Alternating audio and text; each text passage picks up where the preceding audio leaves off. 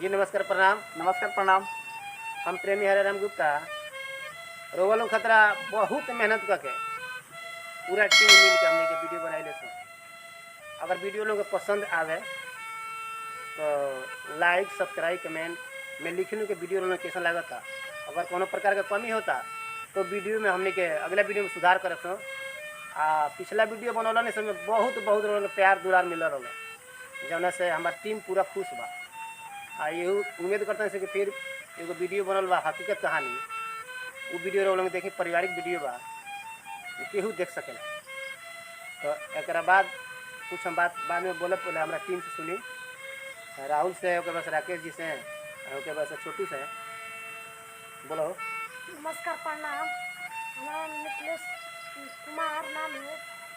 हम लोग वीडियो बहुत मेहनत से बनैले बानी और वीडियो हमारा अच्छे लगी हम हमारा वीडियो को लाइक और सब्सक्राइब जरूर कीजिएगा। जी बोलो राहुल। नमस्कार प्रणाम। हमारा नाम राहुल कुमार। हम लोग के वीडियो बहुत मेहनत से बनाने सन। अगर आपके अच्छा लगे तो बेल आइकन दबाएं और सब्सक्राइब करें। नमस्कार प्रणाम। हम राकेश राज आप सभी यूट्यूब चैनल के हाथ जोड़ के प्रणाम करता नहीं। ये वीडियो हमनी के बहुत मेहनत से बनैले बानी जा। यूट्यूब चैनल प्रेमी हरेराम गुप्ता के नाम से बा। वो चैनल के लाइक सब्सक्राइब और कमेंट करना ना भूली। हमनी के प्यार दुलार बढ़ाई और मनोबल के बढ़ाई ताकि हमनी के वीडियो एक न एक दिन पर भेजत रही जा।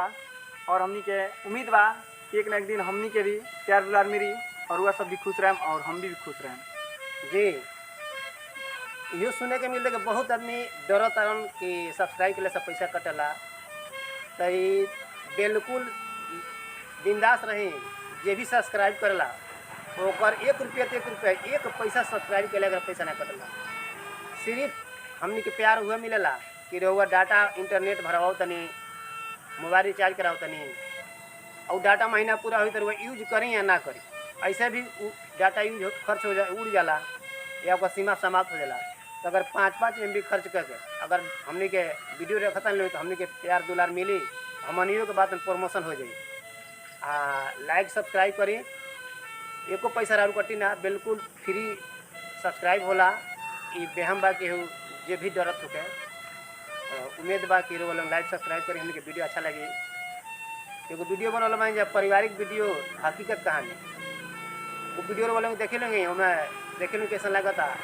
ये वीडियो के नोटिफिकेशन में एरो वाला बटन दाब है तीर वाला तो आपके बहुत ढेर सारे वीडियो मिल जाई सीरियल बाई सीरियल उनमें लिंक डालल बा नीला कलर के मिली आपके वो नीला कलर वाला बटन के ठोकी हर वीडियो को वो लोग देखी पसंद करी कैसा लगता।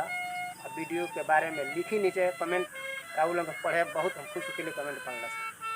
चलें और सब कुछ नहीं कहल जात बस हमनी पर प्यार दुलार बनैले रही ताकि हमनी के वीडियो एक न एक दिन पर छोड़त रही जा ताकि आप भी खुश रहें और हम सब भी खुश रहेंगे। जी जी नमस्कार। बिंदास सब्सक्राइब करें 1 पैसा ना राउर कटी कोनो बिल्कुल फ्री होला। खाली डाटा बस वो 5-5 MB हमने के अगर दे तनी सब डाटा खर्च करके हमने वीडियो देख उतना ही हमने के प्यार बहुत। नमस्कार। नमस्कार।